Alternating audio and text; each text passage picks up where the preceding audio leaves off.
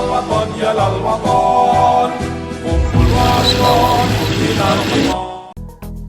Assalamualaikum warahmatullahi wabarakatuh. Alhamdulillahirabbil alamin wassalatu wassalamu ala asyrafil anbiya'i wal mursalin sayyidina wa maulana Muhammadin sallallahu alaihi wasallam, amma ba'du.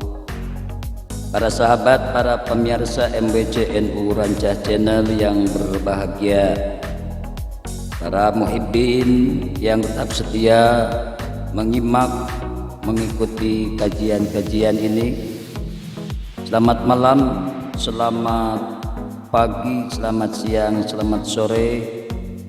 Salam teriring doa kami sampaikan.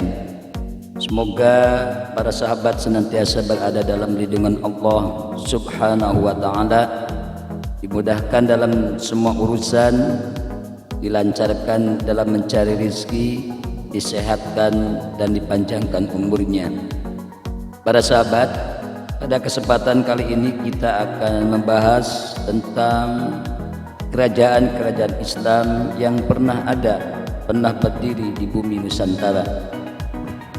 Berbagai jenis dan bentuk benda maupun artefak sebagai bukti kehadiran agama Islam di seluruh wilayah Indonesia mencatat bahwa perkembangan kerajaan-kerajaan Islam pada awal abad ke-13 hingga abad ke-16 ada di bumi Indonesia, mulai dari kerajaan Samudra Pasai di Aceh, Pulau Sumatera, kerajaan Demak, kerajaan Mataram di Pulau Jawa, hingga Kesultanan Goa Tallo di Sulawesi.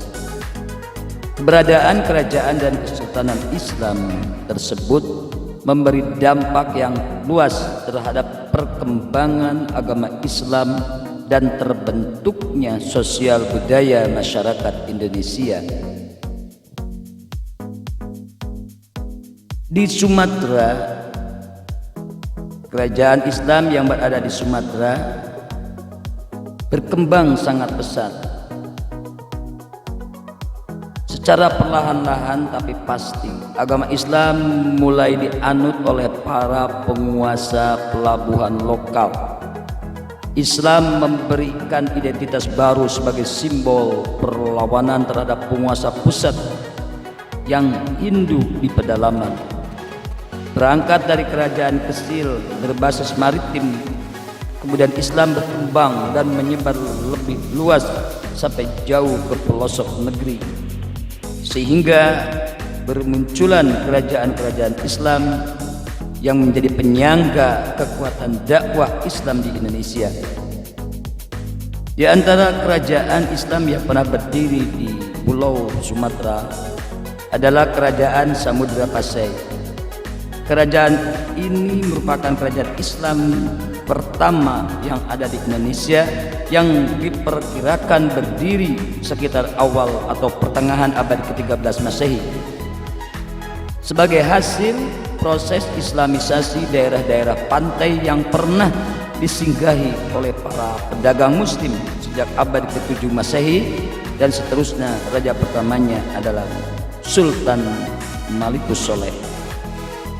Penguasa Samudra Pasai bernama Merah Silu yang kemudian memeluk agama Islam atas ajakan Syekh Ismail.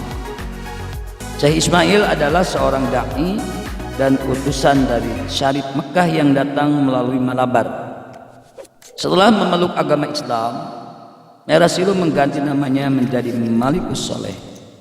Raja Samudra Pasai ini kemudian memperistri putri kerajaan Perlak yang bernama Ganggang Sari, sehingga adanya perkawinan kedua kerajaan tersebut menjadi sebuah kekuatan besar untuk penyebaran dakwah Islam di daerah Sumatera dan daerah-daerah di sekitarnya.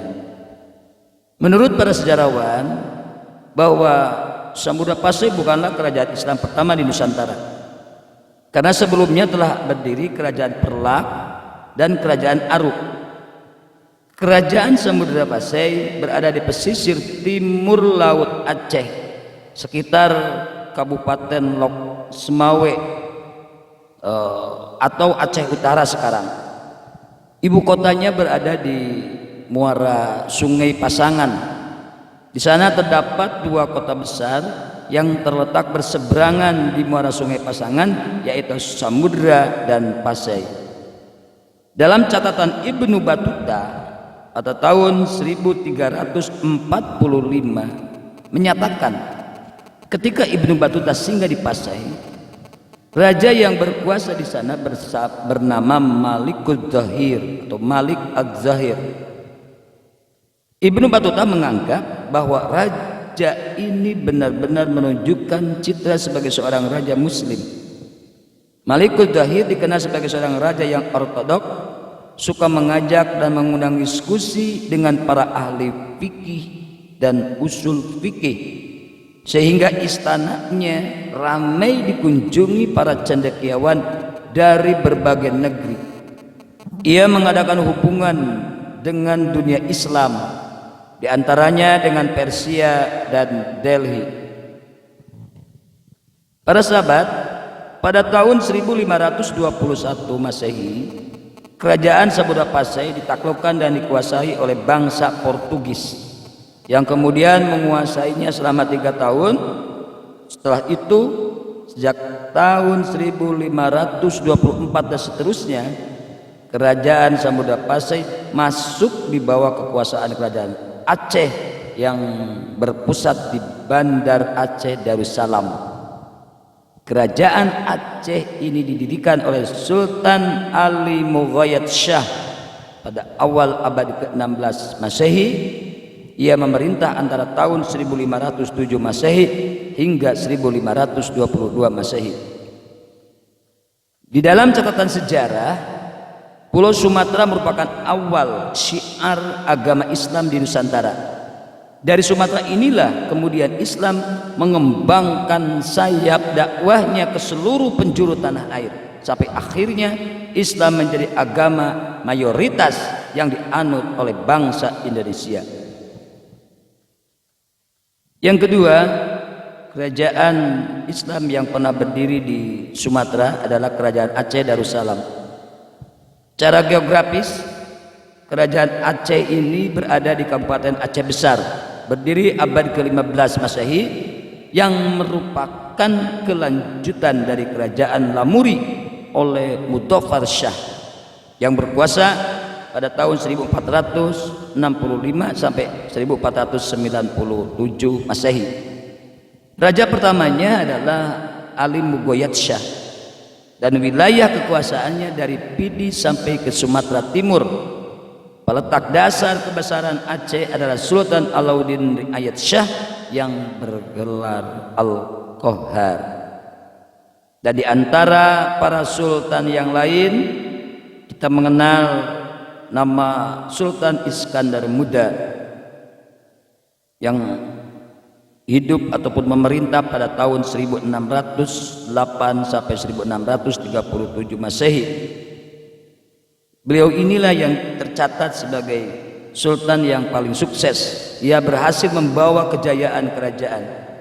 Wilayah kekuasaannya meliputi pelabuhan di pesisir timur dan barat Sumatera dan Aceh sampai ke tanah Gayo, Minangkabau. Setelah Sultan Iskandar Muda wafat, beliau kemudian digantikan oleh Sultan Iskandar Tsani yang rupanya memiliki sifat yang agak berbeda dengan pendahulunya.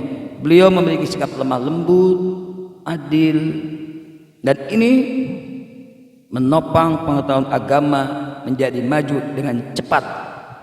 Nah, sepeninggal beliau inilah para penguasa-penguasa yang melanjutkannya dipimpin oleh penguasa yang lemah, sehingga Kesultanan Aceh Darussalam mengalami fase kemunduran. Demikian gambaran singkat tentang kerajaan Islam yang pernah ada di Nusantara, khususnya yang berada di Pulau Sumatera. yaitu Kerajaan Samudra Pasai dan Kerajaan Aceh Darussalam. Kita berjumpa kembali pada bahasan selanjutnya, masih di serial kerajaan-kerajaan Islam yang berada di Nusantara. Terima kasih. Wassalamualaikum warahmatullahi wabarakatuh.